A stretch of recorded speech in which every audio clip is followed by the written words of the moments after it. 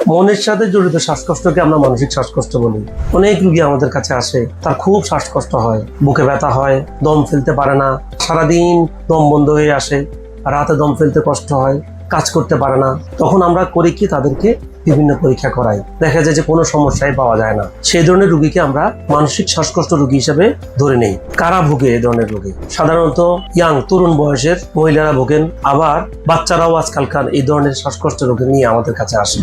বয়স্ক লোকও আসে, যাদের মানসিক হতাশা থাকে তারা আসেন, যাদের ফ্যামিলিতে সমস্যা, হাজব্যান্ড ওয়াইফের সমস্যা, হাজব্যান্ড ওয়াইফের ছাড়াছাড়ি, অনেক ক্ষেত্রে প্রেম ভালোবাসা কেন্দ্রিক সমস্যা, দুজনের মধ্যে ছাড়াছাড়িগত সমস্যার কারণে অনেকেই এই ধরনের রোগ নিয়ে আমাদের কাছে আসে। উপসর্গ হচ্ছে শ্বাস ফেলতে কষ্ট, বুক চেপে আসা, দম ফেলতে কষ্ট, শ্বাস নিতে পারে না।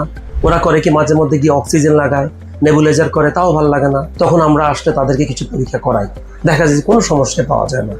সাধারণত এই ধরনের ভুক্তভোগী হচ্ছে যাদের ডিপ্রেশন, যারা হতাশাগ্রস্ত, অ্যাংজাইটি, যারা রোগ নিয়ে খুব বেশি চিন্তা করে, মানসিক কেন্দ্রিক শ্বাসকষ্ট ভুগতেছেন, তারা আমাদের সাথে যোগাযোগ করুন, পরীক্ষা নিরীক্ষাগুলো করুন।